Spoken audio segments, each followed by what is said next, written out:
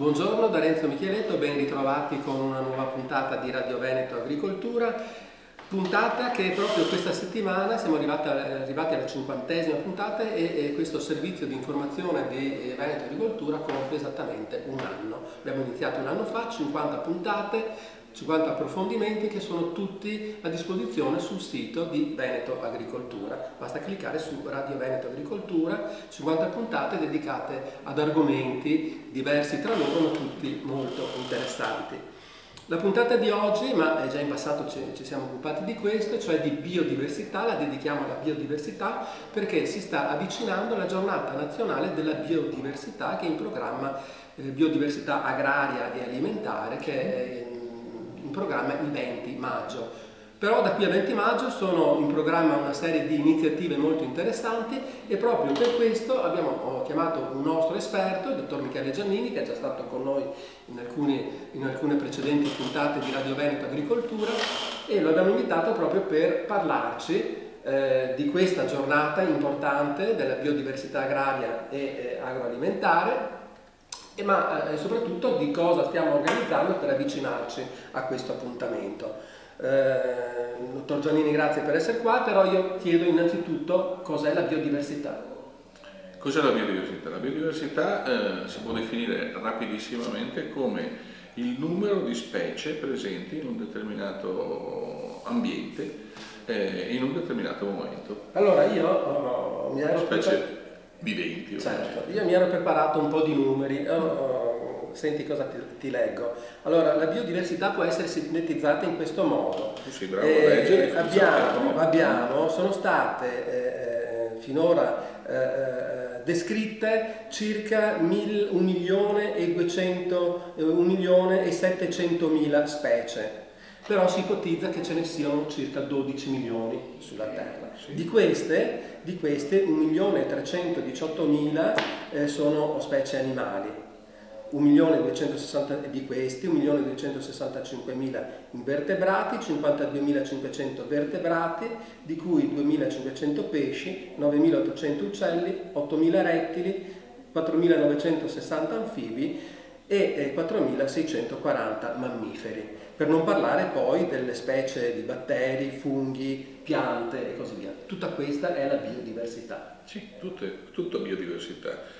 Bisogna tener conto del fatto comunque che la biodiversità sta calando nel mondo, ma non è questo il tema specifico della biodiversità. Perché sta calando?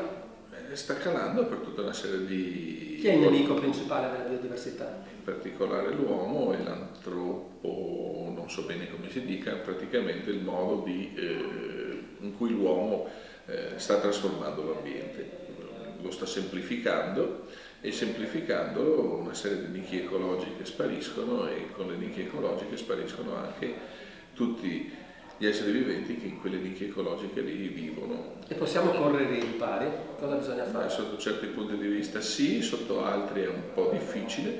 Le cose da fare sono quelle di mantenere queste nicchie ecologiche presenti, fare in modo che non vi siano delle pullulazioni e quant'altro, che sono poi fenomeni di squilibrio nell'ecosistema generale. Quindi per sensibilizzare la popolazione, per sensibilizzare un po' tutti su questo grande tema, ecco anche dunque l'importanza di una giornata come quella dedicata proprio alla biodiversità. Certamente, però bisogna tener conto del fatto che assieme a ciò, siccome si tratta di una biodiversità particolare, cioè la biodiversità agraria e alimentare. Perché ricordiamo che c'è poi la biodiversità naturale, quella di cui hai parlato tu fino a questo momento. La biodiversità vegetale, che fa parte sempre di questo contesto, sì. Mentre quella di cui adesso noi andremo ad occuparci, quella agraria e alimentare, è quella legata appunto a quelle specie viventi che vengono utilizzate per l'alimentazione umana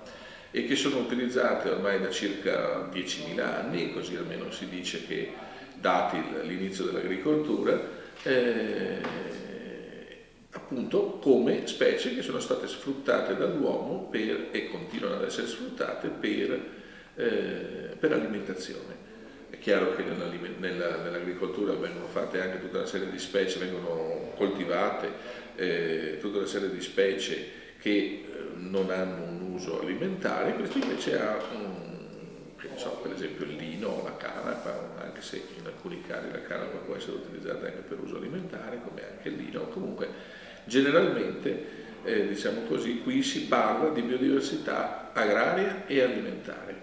In mezzo ovviamente ci sono tutti gli animali che vengono allevati o che sono stati allevati, tutte le specie vegetali che sono state e vengono coltivate, e anche tutti i microorganismi che vengono utilizzati nei processi di trasformazione agroalimentare per la produzione del pane, piuttosto che del vino, piuttosto che della birra, eccetera, eccetera. Certo, ecco, questa è la biodiversità agraria e alimentare, Sì. e che troverà spazio, a cui Veneto Agricoltura, d'intesa con l'Università di Padova e altri enti, daranno spazio in una grande giornata che è quella di lunedì 20 maggio a Legnaro, nel campus di Agripolis, dove appunto il tema centrale sarà proprio questo. Certo. Però prima di entrare ricordiamo un appuntamento che è quello di giovedì 25 aprile, quindi tra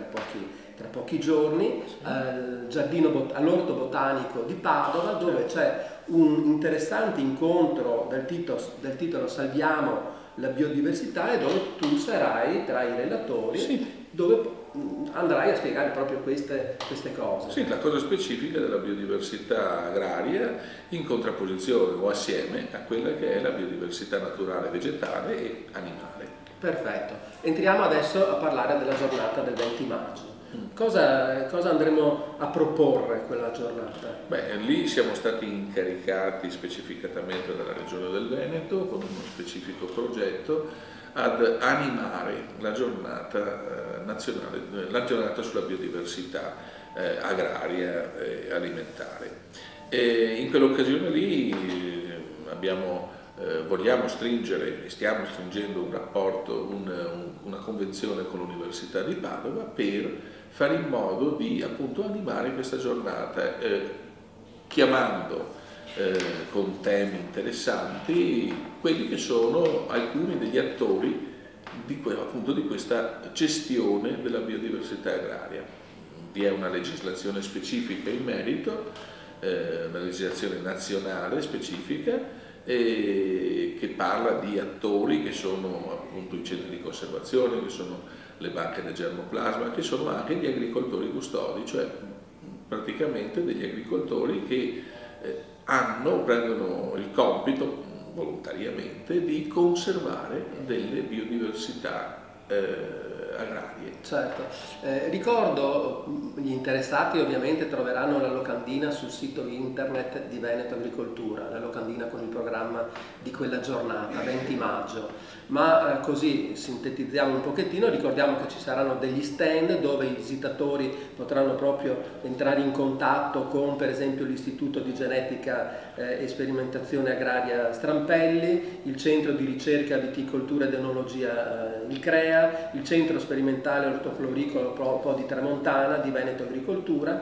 il Centro Sperimentale Frutticolo Pradon, sempre di Veneto Agricoltura, ma poi ci saranno anche delle visite guidate all'azienda agraria sperimentale dell'Università di Padova, ai laboratori di analisi, sempre qui dell'Università di Padova, e tante altre cose. Ci saranno degli esperti, insomma la biodiversità agraria e alimentare finirà sotto la lente quel giorno, e quindi sarà una giornata davvero interessante per capire quanto sia importante questo tema. Sì, tra parentesi, può essere sfruttato dal punto di vista del commerciale per caratterizzare meglio le produzioni locali e distinguerle da quelle globalizzate. Bisogna infatti ricordare che attualmente anche la biodiversità agraria si sta perdendo, perché moltissime varietà, moltissime specie che prima venivano coltivate ora non lo sono più, proprio grazie alla globalizzazione dei gusti. Ricordiamo che in questo ambito Veneto Agricoltura sta portando avanti un progetto che si chiama Bionet, sì, certo. Quindi magari se vuoi anche...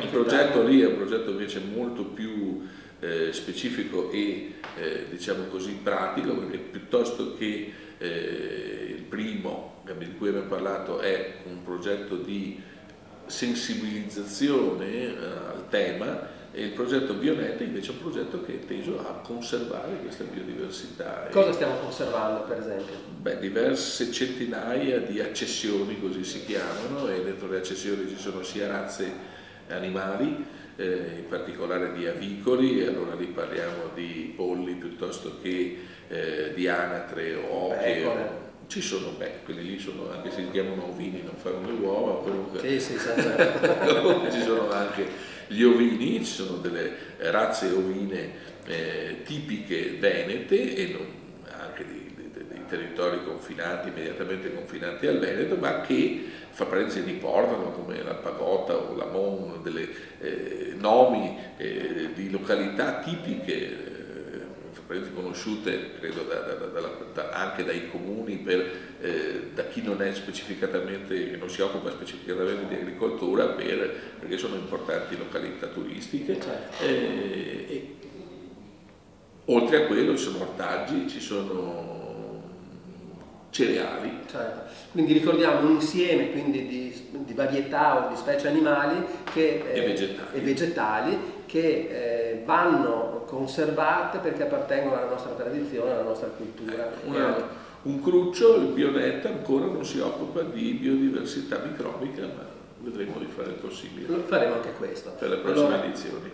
Michele, grazie per essere stato qui con noi oggi, si è concluso il tempo a nostra disposizione. Ricordiamo quindi, ricapitolando, innanzitutto che sul sito internet di Veneto Agricoltura tutte queste informazioni ci sono e le trovate. Ricordiamo l'appuntamento all'Orto Botanico di Padova il 25 aprile alle ore 11, dove si parlerà proprio di biodiversità e della necessità di salvare la biodiversità. E poi soprattutto, e questo segnatevi già in agenda, la giornata di lunedì 20 maggio qui a Legnaro, al campus di Agripolis, un'intera giornata dedicata alla biodiversità agraria e alimentare.